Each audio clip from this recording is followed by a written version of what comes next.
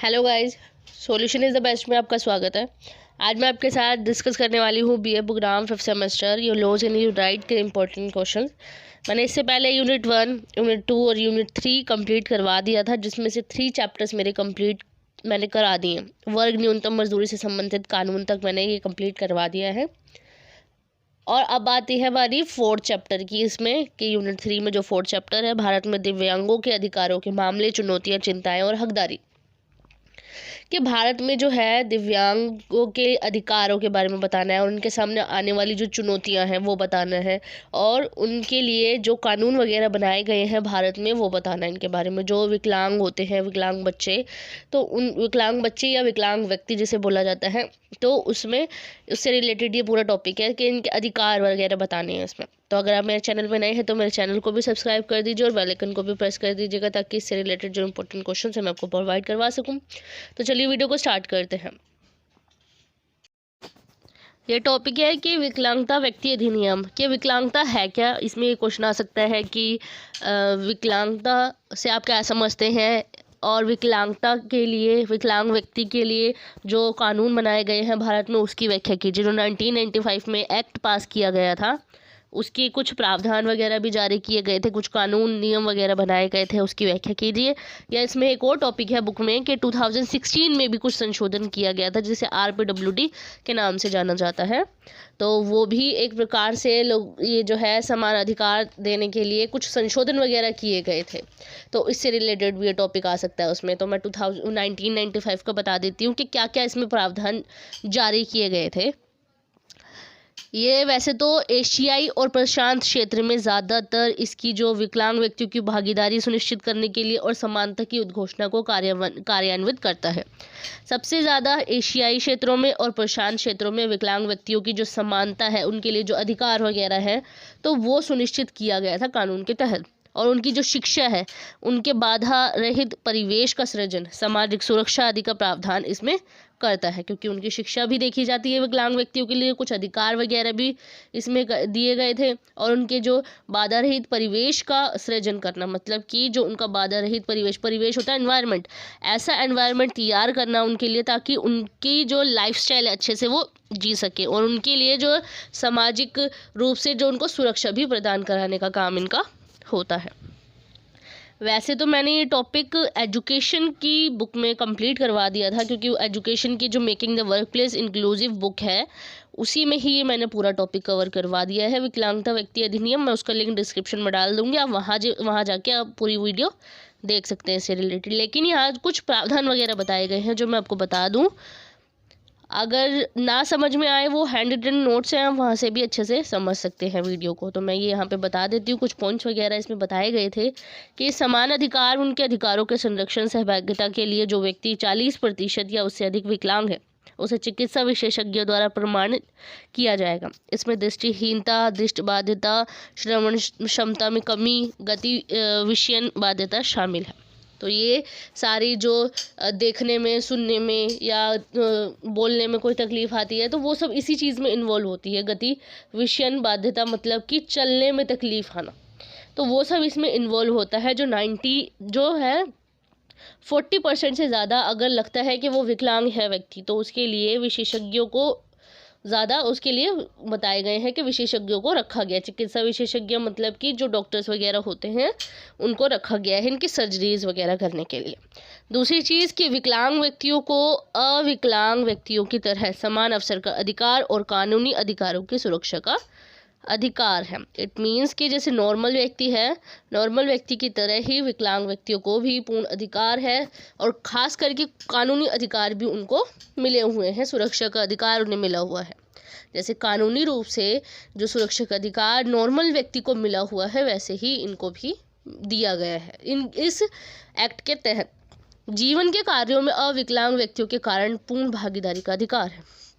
जीवन के कार्य, जो लाइफ स्टाइल्स वगैरह होती हैं, जो डेली बेसिस पे वर्क किए जाते हैं, वो नॉर्मल व्यक्ति की तरह ही उसमें इन्वॉल्व हो सकते हैं। सामाजिक रूप से हो, चाहे वो किसी कंपटीशन में भाग ले रहे हों, तो उनका समान भागीदारी उनमें सुनिश्चित की गई है।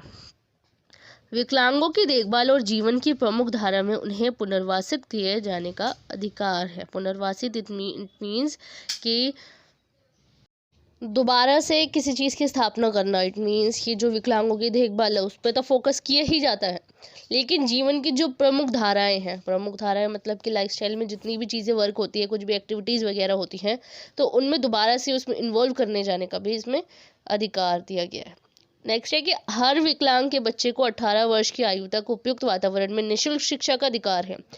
जितने भी विकलांग व्यक्ति है 18 साल तक उनको विशेष शिक्षा मतलब कि निःशुल्क शिक्षा मतलब कि जो फ्री ऑफ कॉस्ट उनकी एजुकेशन है वो प्रोवाइड करवाने का अधिकार है। मतलब कि वो 18 साल की उम्र तक फ्री शिक्षा, फ्री एजुकेशन ले सकते हैं।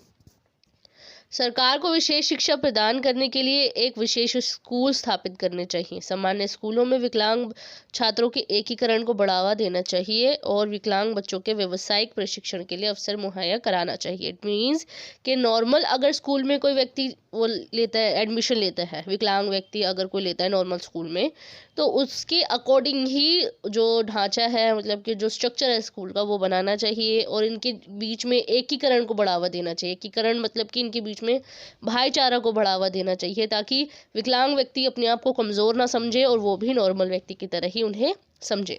और विकलांग बच्चों को भी कुछ ऐसे व्यावसायिक प्रशिक्षण मतलब कि जो बिजनेस करने के लिए जो ट्रेनिंग्स वगैरह दी जाती हैं तो उनके लिए भी अवसर प्रदान इन्हें करवाया जाना चाहिए। अगर ये टॉपिक्स बहुत हार्ड लग रहे हैं तो हैंड रिटन नोट्स मैंने बनाए हैं, आप वहाँ जाके इसको अच्छे से पढ़ सकते हैं। मैं इसका लिंक डिस्क्रिप्शन में डाल दूँगी।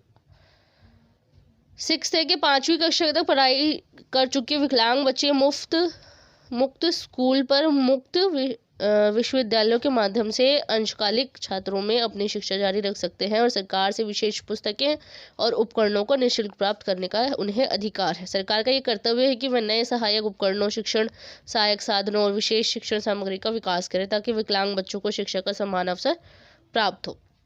सरकार का ये कर्तव्य होता है कि उनको कुछ ऐसे मटेरियल्स वगैरह प्रोवाइड करवाए जाए और जो शिक्षण सहायक साधन है, शिक्षण सहायक मतलब कि जो उनको ट्रेनिंग वगैरह दी जाती है, कुछ ऐसे मटेरियल्स वगैरह प्रोवाइड करवाए जाएं, कुछ ऐसे एनवायरनमेंट को रेडी करना चाहिए ताकि उनको भी वो भी अपनी जो एजुकेशन है वो कंप्लीट कर सकें स्कूल्स में, कॉलेजेस में।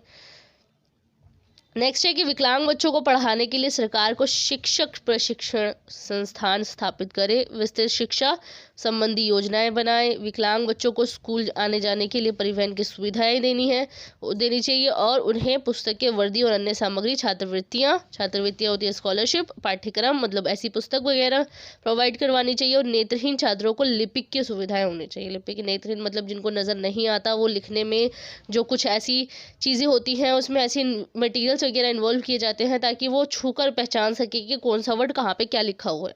तो ऐसी चीज़ें का भी जो है प्रावधान जारी, इस चीज़ के लिए भी प्रावधान जारी किए गए हैं, ऐसे कानून इसमें बनाए गए हैं, ऐसे नियम बनाए गए हैं ताकि जो सरकार है उनको ऐसे मटेरियल प्रोवाइड करवाए। तो इसी चीज़ के लिए इसमें बताया गया है। केंद्र सरकार के कार्यालयों तथा इसके अधीन सार्वजनिक क्षेत्र की कंपनियों के निचले वर्गों के पदों से जैसे कि 2% विकलांग व्यक्तियों के लिए आरक्षित हो। यह आरक्षण जो है वो दृष्टि की, श्रवण की और अन्य शारीरिक क्षमताओं से प्रभावित व्यक्तियों के बीच समान रूप से बटा हो। तो ये सब इसमें कुछ प्रावधान वगैरह जारी किए गए, इतने सारे तो लिखने की ज़रूरत नहीं है। कुछ ऐसी मैं मेन टॉपिक बता देती हूँ कि इसमें क्या है कि ऐसे कर्मचारियों को जो सेवा काल में विकलांग हो गया, सेवा काल मतलब कि जो कर्मचारी जो है, जो अधिकारी वगैरह है, अगर वो उस पोस्ट में रहकर ही विकलांग हो गया, उस पोस्ट पे काम करते हुए अगर वो विकलांग होता है, अगर उसको कोई तकलीफ आती है तो इस विकलांगता के कारण उसे काम से नहीं निकाला जा सकता, बल्कि जो उसकी वेतन है और भत्तों के साथ दूसरे पद पर भेजा जा सकता है। इट मीन्स कि अगर उस पर एलिजिबल नहीं है, एबल नहीं है वो वर्क करने के लिए, तो उसको किसी और पोस्ट पर वर्क करने के लिए उनको दिया जा सकता है, ना कि उसे काम से निकाला जाएगा। तो ये भी इसमें नियम लागू किए गए हैं। सेवा काल में शारीरिक क्षति होने पर किसी कर्मचारी को पदोन्नति के अधिकार से वंचित नहीं किया जा सकता, ये भी है इसमें। सभी गरीब उन्मूलन कार्यक्रमों में इस बात की व्यवस्था है कि कम से कम 3% लाभार्थी विकलांग वर्ग के हों। दृष्टिहीनता, श्रवण विकलांगता और प्रमस्तिष्क अंगघात, प्रमस्तिष्क मतलब कि जो सेरेब्रल पाल्सी जिसे बोला जाता है, जो सिर में चोट लगने की वजह से किसी जो हमारे सिर का एक पार्ट है वो ग्रस्त हो जाता है। ग्रस्त मतलब कि एक प्रकार से उसमें प्रॉब्लम आ जाती है। तो विकलांगजनों की प्रत्येक श्रेणी में आरक्षण होगा, इनको आरक्षण वगैरह भी दिए जाएंगे। हर पोस्ट पे काम करने के लिए गवर्नमेंट के अंडर में जो काम करते हैं, पोस्ट पे वर्क करते हैं, तो उनके लिए भी कुछ ऐसे आरक्षण जारी किए गए हैं ताकि वो भी विकलांग व्यक्ति उस गवर्नमेंट के अंडर में वर्क करने के लिए एलिजिबल बन सके। नेक्स्ट है कि विकलांगजनों को रोजगार देने के लिए सरकार विशेष रोजगार केंद्र स्थापित करे, ये भी है। सभी सरकारी शैक्षिक संस्थान और सहायता प्राप्त संस्थान जो है 3 सीटों को विकलांगताओं के लिए आरक्षित रखेंगे, 3 सीटों को विकलांगताओं के लिए, और बाकी जो है रिक्तियों को जो है गरीबी उन्मूलन योजनाओं में आरक्षित रखना है। तो कुछ ये पॉइंट्स इसमें बताए गए हैं। विकलांग व्यक्तियों के साथ ऐसा होगा कि परिवहन सुविधाएं जो हम ट्रैवलिंग के लिए जो भी हमें सुविधाएं मिली गई हैं, जैसे कि एक पर लिए देखा जाए, अगर बस में सुविधाएं होती हैं, बस में सुविधाएं क्या होती है कि सीट्स वगैरह लगाई जाती है नॉर्मल व्यक्ति के लिए, लेकिन कुछ ऐसे मटेरियल वगैरह होने चाहिए, उसमें ऐसी चीज़ें इन्वॉल्व करनी चाहिए बस में ताकि वो चलने फिरने में, ऊपर नीचे होने में उन्हें कंफर्टेबल फील हो। सड़क पर यातायात के संकेत वगैरह या निर्मित वातावरण में कोई भेदभाव नहीं किया जाएगा। सरकारी रोजगार के मामलों में विकलांग व्यक्तियों के साथ कोई भेदभाव नहीं किया जाएगा, ये भी इसमें नियम लागू किए गए थे। सरकार जो है विकलांग व्यक्तियों या गंभीर विकलांगता से ग्रसित व्यक्तियों के संस्थानों की मान्यता निर्धारित करेगी। जो इनकी संस्थाएं वगैरह बनाई जाती है किनके लिए, जो विकलांग लोग होते हैं, गंभीर रूप से जो ग्रसित लोग होते हैं, उनके लिए कुछ संस्थाएं वगैरह बनाई जाती है ताकि वो उनकी सेवा कर सके, उनका ख्याल रख सके, तो उनको मान्यता प्रदान करता है इस कानून के तहत। उसमें नेक्स्ट है कि सरकार और स्थानीय प्राधिकरण विकलांग व्यक्तियों के पुनर्वास का कार्य करेंगे। गैर सरकारी संगठन को सहायता देंगे, विकलांग कर्मचारियों के लिए बीमा योजनाएं बनाएंगे, और विकलांग व्यक्तियों के लिए जो बेरोजगारी भत्ता है वो भी कुछ ऐसी योजनाएं बनाई जाएंगी ताकि जो गैर सरकारी संगठन है उनको ये सहायता देंगे। कौन? जो सरकार है, सरकार जो है वो उनको सहायता देगी ताकि जो विकलांग व्यक्ति है, विकलांग व्यक्तियों की जो कुछ ऐसी योजनाएं बनाए, विकलांग कर्मचारियों के लिए कुछ बीमा योजनाएं वगैरह होती हैं, और कुछ ऐसी बेरोजगारी भत्ता योजना, ये कुछ योजनाएं होती है ताकि उनको प्रॉफिट हो, अपनी लाइफ स्टाइल जीने के लिए उनको किसी तकलीफ का सामना ना करना पड़े। ये तो बता दिया कि विकलांग व्यक्ति अधिनियम जो 1995 में लागू किया गया था, और ब्रीफ में तो मैंने बता दिया आपको, ये पूरा समरी है पूरी कि क्या क्या प्रावधान जारी किए गए हैं 1995 में। तो मैं उसका लिंक डिस्क्रिप्शन में डाल दूंगी, वहाँ जाके वीडियो देख लीजिएगा। वो एजुकेशन की है, क्योंकि एजुकेशन की जो बुक है making the work place inclusive, उसमें विकलांगता से ही रिलेटेड प्रावधान जारी किए गए हैं, जिसमें 1995 का एक्ट है और 2016 का है। तो मैंने एक ही वीडियो में दोनों ही कवर कर दिया, तो आप अच्छे से उसे पढ़ लीजिएगा ताकि आपको अच्छे से समझ में आ जाए। नेक्स्ट आता है कि विकलांग व्यक्ति अधिनियम क्या होता है। विकलांग व्यक्ति अधिनियम 2016 में बनाया गया था, जो 1995 में जो एक्ट पारित किया गया था विकलांगों के लिए, विकलांग व्यक्ति अधिनियम, इनका समान अधिकार हो ताकि इनके अधिकारों के लिए rights of persons with disability, जिससे बोला जाता है RPWD एक्ट, वो था PWD एक्ट, और ये है RPWD एक्ट, जिसमें कुछ संशोधन किए गए थे। 1995 में तो कुछ कानून बनाए थे, उसमें कुछ संशोधन किए गए थे, कुछ चेंजेस वगैरह किए गए थे, और फाइनली जाके 2016 में कुछ ऐसे नए नए कानून वगैरह इसमें दाखिल किया गया था। एक चीज़ इसमें ये भी बता दूं कि जो 1995 एक्ट के दौरान जो प्रावधान जारी किए गए थे, उसमें 7 प्रकार की जो विकलांगताएं थी उनको मान्यता दी गई थी, लेकिन इसमें संशोधन करके जो है वो 7 श्रेणियों से 21 श्रेणियों में बदल दिया गया था। मतलब कि 7 प्रकार की जो वो होती हैं विकलांगताएं पहले मानी गई थी 1995 में, उनको माना गया था, लेकिन 2016 में कुछ ऐसे विकलांग लोगों को इसमें इन्वॉल्व किया गया था तो जिसको बढ़ा के जिसकी संख्या कर दी गई थी 21। और इसमें ये भी प्रावधान जारी किए गए थे कि इसमें जो RPWD है उसको इस बात का अधिकार है कि इसके अलावा भी अगर कोई विकलांगता से ग्रसित होता है, इसके अलावा भी कोई और विकलांग अगर आता है तो वो इस सूची में डाल सकते हैं और उसमें चेंजेस करके इसको बढ़ाया जा सकता है। तो ये भी इसमें पूरा बताया गया था। अब आता है कि समानता और अवसर का अधिकार, विरासत और खुद की संपत्ति का अधिकार, घर पर परिवार का अधिकार और दूसरों के बीच प्रजनन अधिकार। 1995 के अधिनियम के विपरीत तथा अधिनियम सुलभता के बारे में बात करता है। सरकार के लिए 2 साल की समय सीमा निर्धारित करने के लिए, यह सुनिश्चित करने के लिए कि विकलांग व्यक्तियों को भौतिक बुनियादी ढांचे और परिवहन प्रणालियों में बाधा रहित पहुंच प्राप्त हो। जैसे कि मैंने बताया कि वो प्रावधान इसलिए जारी किए गए थे ताकि इनको किसी परेशानी का सामना न करना पड़े, ये भी नॉर्मल व्यक्ति के साथ अपनी लाइफस्टाइल जो है वो जी सके। लेकिन 2016 में भी यही बताया गया है, जो इनकी जो भौतिक बुनियादी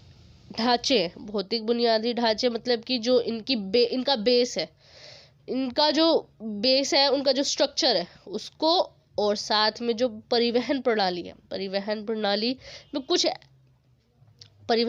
मतलब कि हम ट्रैवलिंग करते हैं कहीं पे भी किसी व्हीकल से ही करते हैं, तो व्हीकल से करने की वजह से उनमें कुछ ऐसे चेंजेस वगैरह किए जाएं ताकि उनको कोई बाधा उत्पन्न ना हो, कोई परेशानी उत्पन्न ना हो, वो अच्छे से अपनी जो ट्रैवलिंग है वो अच्छे से कर सकें। इसमें सरकार द्वारा निजी रूप से स्वामित्व वाले विश्वविद्यालय और कॉलेजों जैसे शैक्षणिक संस्थानों को मान्यता प्राप्त भी शामिल है। कॉलेजों में कुछ ऐसे यूनिवर्सिटीज़, कॉलेजेस वगैरह जो हैं उनमें भी इस चीज़ की मान्यता प्राप्त है कि विकलांगता को देखकर, स्कूल्स हो चाहे कॉलेजेस हो चाहे यूनिवर्सिटीज़ हो, तो उसमें विकलांगता के आधार पर उनका जो एडमिशन है वो नहीं किया जाएगा, बल्कि हर इंसान को, चाहे वो विकलांग हो चाहे वो नॉर्मल व्यक्ति हो, उसे हर इंसान को अधिकार है एडमिशन लेने का कॉलेजेस में, स्कूल्स में। तो ये भी एक प्रावधान इसमें जारी किया गया था। कुछ ऐसे जो ऐसा हुआ था कि सरकारी नौकरियों में आरक्षण 3 से 4 तक की वृद्धि मतलब कि जो 1995 है, इसमें कुछ डिफरेंसेस वगैरह बताए गए, जिसमें संशोधन किया गया है, जिसमें कि 7 विकलांगता की श्रेणी में रखा गया था, 7 विकलांगों को और उसको बढ़ा के 21 कर दी गई। तो ये चेंजेस था। दूसरा था कि गवर्नमेंट जो जॉब्स वगैरह होती हैं उसमें आरक्षण 3% था विकलांग व्यक्तियों का, उसको बढ़ा के 4% इसमें कर दी गई है 2016 में। तो इस नए कानून के साथ क्या कहा गया था कि भारतीय विकलांगता आंदोलन को अगले स्तर पर समाप्त कर दिया गया है। इससे हमने विकलांगता अधिकारों के द्वितीय चरण में प्रवेश किया है। द्वितीय चरण जो है विकलांगता का अधिकार, तो पहला चरण था ही, जो हमने कुछ ऐसे एक्ट्स पढ़े जिसमें प्रावधान वगैरह, कुछ नियम वगैरह बनाए गए थे, कुछ ऐसे कानून बनाए गए थे। दूसरा चरण गया है कि कुछ अधिकार वगैरह उनको और मिल गए हैं इसकी तरफ से, जिसमें आते हैं 2007 में भारत में यूएनसीआरपीडी है, संयुक्त राष्ट्र संघ द्वारा जो मानव अधिकार है, जो विकलांग अधिकार है, उनके लिए एक सम्मेलन आयोजित किया गया था। कहाँ पे? संयुक्त राष्ट्र सम्मेलन जिसे बोला जाता है। मैं बताऊं कि ये वाला टॉपिक भी उसी में कवर कर रखा है, जिसमें ये है कि विकलांग व्यक्तियों के अधिकारों पर संयुक्त राष्ट्र सम्मेलन, ये पूरा नाम है इसका, जिसको शॉर्ट फॉर्म में लिखा गया था, और ये 2007 में लागू किया गया था। वैसे तो 2006 में इसका प्रस्ताव पारित कर दिया गया था, मगर 2007 में इसको फाइनली लागू कर दिया गया था। और 1995 के अधिनियम के स्थान पर एक नाम कानून बनाने की प्रक्रिया 2010 में बनाई गई थी कि यूएनसीआरडी के साथ अनुपालन कराने के लिए शुरू हुआ था।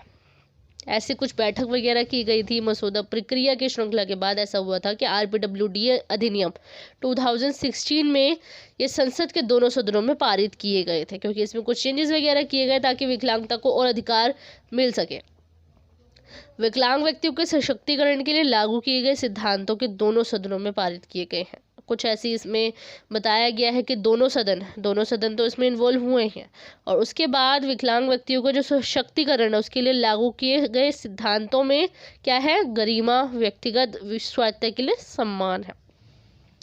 विकलांग व्यक्तियों का ये जो अधिनियम है वो समाज में गैर भेदभाव को भी पैदा करता है। इट मीन्स कि गैर भेदभाव देखा गया है, किसी के साथ कोई भेदभाव नहीं किया जाता विकलांगता के आधार पर, और पूर्ण और प्रभावी भागीदारी देखी गई है समाज में भी, या किसी एक्टिविटी में, किसी सोशल वर्क में, तो वो उनको भी पूरी भागीदारी उनमें देखी गई है। और समावेश पर जोर दिया गया है। समावेश बताऊं तो विकलांग व्यक्ति को भी नॉर्मल व्यक्ति की तरह ही ट्रीट करना ही समावेश कहलाता है, कि विकलांग व्यक्ति अगर उसको भी वैसी फैसिलिटीज़ वगैरह अवेलेबल हो जितना नॉर्मल व्यक्ति को है। हाँ, कुछ चेंजेस वगैरह इसमें होते ज़रूर है।